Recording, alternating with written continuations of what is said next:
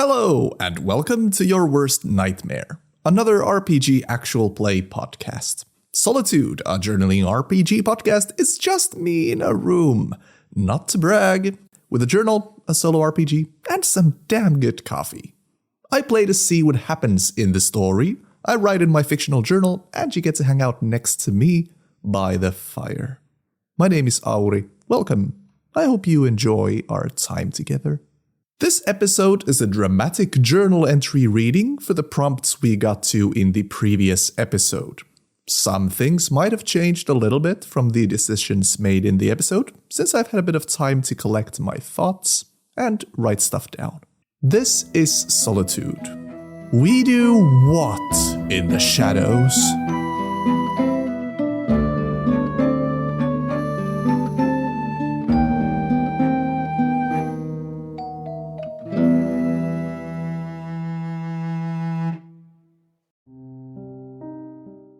Prompt 53. ANAB. All Nazis are bastards. November 1939. I am writing this in Alphonse and I's old house in Prague. I am soon off to England in search of a way of life that is more sustainable to me. Solitude. I wonder if it is the Black Diamond's curse after all. Or perhaps this already is part of Miriam Liquid's cosmic revenge. Love weaves in familiar patterns. Once you've lived as long as I, you start gaining some distance to it all. And lo, patterns emerge. The 5 stages of love are bewilderment, lust, binging One Piece, settling down, and betrayal.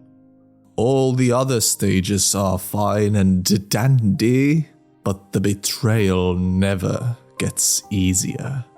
A human, even as wonderful as Alphonse was, is still but a human. The house that but a week ago was furnished with the fabric of love is now a cold, discarded carcass. Love is dead. The Nazis didn't kill it. Alphonse Mucha did. And never again shall the blanket of companionship keep me warm. Love is a piss-filled pocket. The gentle glow soon fades and leaves but a damp hole filled with misery and regret. It was 2 weeks ago when old legends began to surface near our homestead.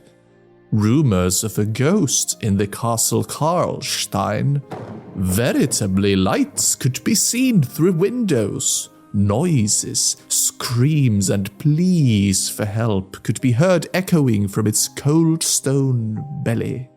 Alphonse told me an old story of Angelique the Bloody, a French noblewoman from the 17th century who spent her summers in the castle playing sadistic games with the villagers. Games like Squid Game, Hunger Games, and bingo.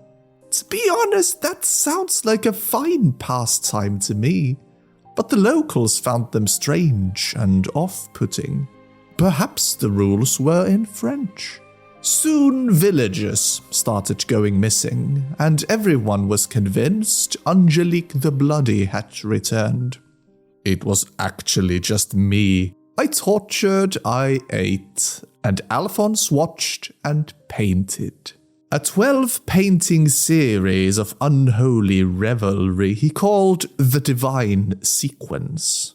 He only got to number 11, where I am dressed as a judge, holding a small child in the air, slowly burning through its chest with my hand alight. Beautiful. He was planning the 12th one when villagers started disappearing and for once I was not responsible. Alphonse went to investigate in town, but he was captured by Angelique the Bloody Servant and brought into the Castle Karlstein. He was gone a full week when I decided to go out and look for him. As I skulked and crept my way to the castle courtyard, I saw there were automobile carriages outside the main entrance. Did the ghost drive here? Dozens of crates filled with food, camping equipment, and modern rifles. This is one pampered ghost. Everything I saw was marked with a symbol of two intersecting angular letters, S. This was not the work of a ghost. Clearly it was the work of a sports team. Turns out I was wrong on both accounts. I had heard of the Nazis from Alphonse. It was a nationalistic political group that had gained a stranglehold of Germany and were now marching to neighboring countries, annexing them under their own rule. I started wishing it had been a ghost instead. Unlike a Nazi, at least a ghost can be reasoned with. I evaded their patrols and got into the inner sanctum of the castle. Alphonse was there. I had imagined finding him in chains, malnourished, beaten, broken, like a little injured bird waiting to be rescued by me. But no, he was sitting there in loose, comfortable garments, at the end of a long table, having a 3-course dinner. I whispered, "Al, let's go, quickly." He was startled to see me there. Then an apologetic calm came upon his face. "I'm sorry, my love. I had no choice. She made an offer I couldn't refuse. I hope you can forgive me. Don't come and haunt me now, all right, dear?" Then a sharp pain in my neck. I fell to the floor, and he kept on chewing. I woke up in a bright, cold light.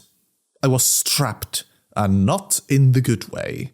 I could not move my limbs, and my fiery right hand was tied far away from everything else. Whoever did this knows me.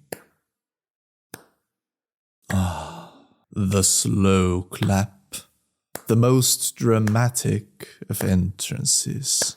My, what a fool for one as old and experienced as you. I expected more of a fight from Lazarus Miracleman himself. Or should I just call you Loki Skeletonson? Or Guido Lanzoni? Garibaldis? The lesbian scientist from Dalton, Georgia. What are you talking about? Why are you here? I didn't believe you when we first met in Meathall Manor, but I've since learned a great deal about science and lesbians. I bet you have. So you have allied yourself with these worms? For what? Deliver me to them? Why? You, my friend, are a superior being. They get to make more of you, and I get to become like you. You see, as a human, my lifetime is limited. I see.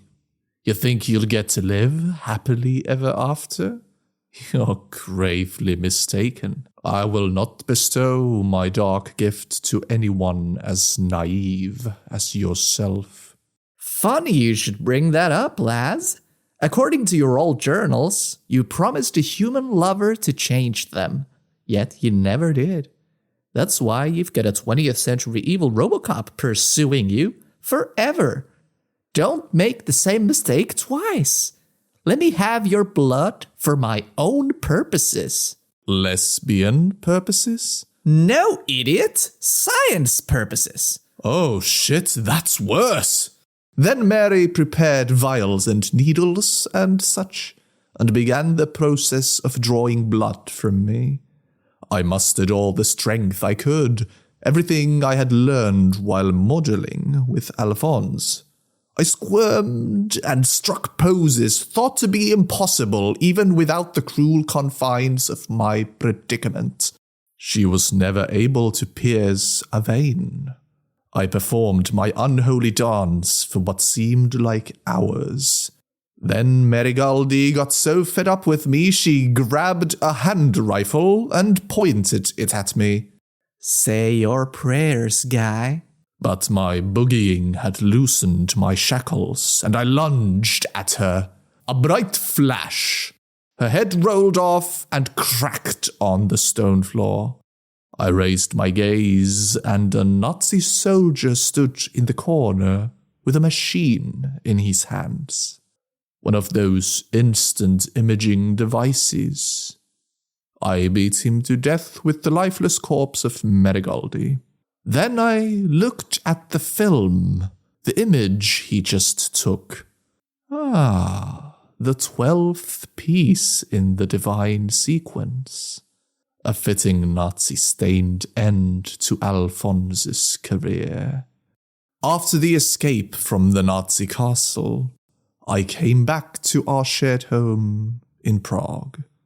Again, he was startled to see me, and then an apologetic calm came upon his face as he accepted his inevitable fate.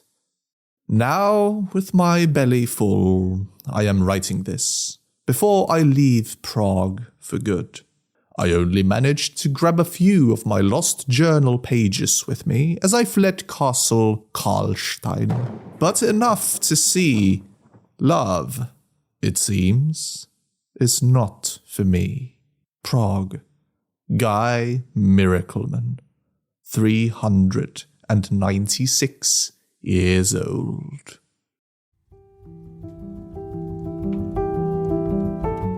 Prompt 59. A Gentleman and a Scholar. November 1974. Phew, it's been a long week of filming. We are currently shooting 2 different moving pictures. The 8th picture in the Dracula series, The Legend of the 7 Golden Vampires, where I, of course, play Golden Vampire number 4, Johnny Dracula. And also we are shooting the 7th picture in the Frankenstein series called Frankenstein and the Monster from Hell. Can you guess which one I'm playing? But I get to act opposite Peter Cushing in both, which excites me quite a bit. I am in the moving picture industry now, have been for a good 20 years. After I moved to London during the Second Great War, things looked quite bleak. I spent the war years just hiding in rubble and ruins, and it took me a while to find meaning. I did find it after the war, in the acting business. In the 1950s, horror and monster stories became rather popular, and I was creeping down an alleyway one night when I was approached by someone named Anthony Hines. He was intrigued by my appearance and offered me something that he referred to as a gig. It means a form of employment, usually that of a brief nature. Anthony has taken care of me after that. He recognized my potential, and when I told him a hasty lie that I am the son of the famous propaganda poster man, Lazarus Miracleman, he acted as if he had struck gold. I've been playing all manner of monsters in British televisio programs and moving pictures. If they need a good-sized fellow and want to save on makeup, I get a call from Anthony. I've played Dracula's uncle, Wolfman, Man-Wolf, the amazing Visible Man, Satan in the movie Satan, again Satan in Satan 2, then Satan's son in Son of Satan, and then Satan once more in the horror comedy Satan Goes to Hollywood. There's someone staying in my living room for the moment. I haven't really interacted with people in the past 25 years, but she came to my door 2 days ago. Immediately I felt like I knew her, a feeling I have learned to both trust implicitly and be extremely skeptical of. She has a slight hunch to her back, what looks like 2.5 breasts, and if I can trust my maths, what seems to be at least 52 teeth, still counting. She said her name was Scholar Garibaldi. Garibaldi is a name I am somewhat familiar with. According to my old journals, I have travelled with their kind many times before, and the menace known to me as 20th century evil Robocop was once an ordinary Garibaldi, a friend. She is sharp as a tack. And I'm not just talking about her penis. She's knowledgeable, sophisticated, and well-mannered. She knows much of the world regarding both natural and supernatural. Of course, she did not come to me for a friendly visit. She came to me with 2 journals of her own. The Journal of 20th Century Evil Robocop, known before as Caretaker Garibaldi, and the memoirs of an unnamed hero who travelled with us to the Vatican to battle a great evil. Here are short excerpts from both works. The Diary of Caretaker Garibaldi, November 1707. I hate him. He disgusting. His stupid face. He always think of himself, never others. I have a plan to teach him lesson. I will teach him like all Garibaldis as little Gary babies. A curse. He cursed us when he denied Father Garibaldi. I deny him now. What are the 2 worst things? Not flesh, metal, and the police. I find mad scientists who make me into 18th century evil metal police. That show him who treat bad real good. Caretaker Garibaldi. And the Memoirs of the Unnamed Hero, July 1762. I still remember that day about 55 years ago. It was sunny, a typical weather for Paris. It was okay. Alf came to my father's shop. He asked for some rope, then he bought it with money. He saw me in the shop, helping out, said, "Are you a skilled sportsman?" And I answered, "I'm okay, I guess." Then he invited me to his carriage to go to the Vatican and play the Pope in a game of volleyball. I said I can't. I have a thing. He insisted. I said, okay then. I guess somewhere along the way I noticed he was a vampire. As we got to Vatican City, I wanted to do some sightseeing, but Alf said there was no time, so I didn't. It was fine. I learned the rules pretty quickly during the tournament, then the whole temple exploded. That was a pickle. I guess somehow I survived. Then after, I had to leave Alf, Caretaker Garibaldi, and the other guy. I had said years ago that on my 25th birthday, I'd go and meet a friend for lunch. So I did. I had a salad. It was fine.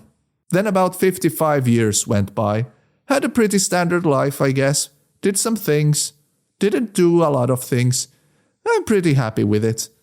But I always kept thinking about what happened in the Vatican. And I'm pretty sure it all happened. Name unintelligible.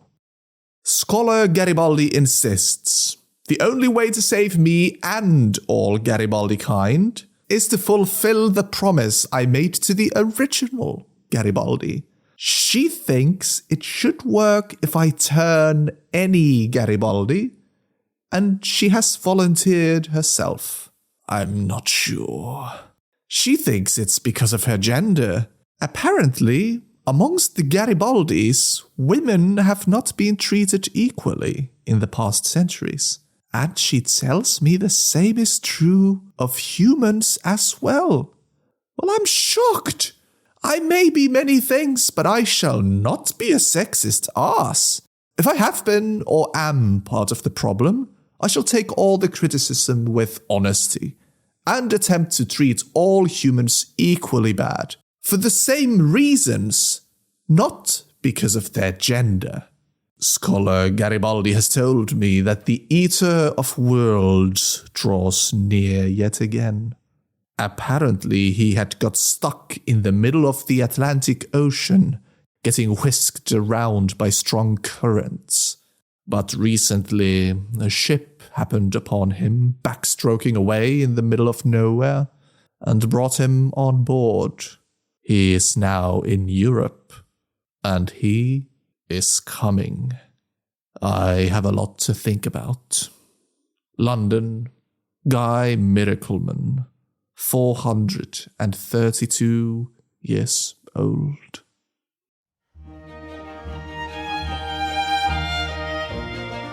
Thanks for listening, folks. My name is Auri Itämäki, and Solotude is my personal project, so I hope you enjoyed this episode.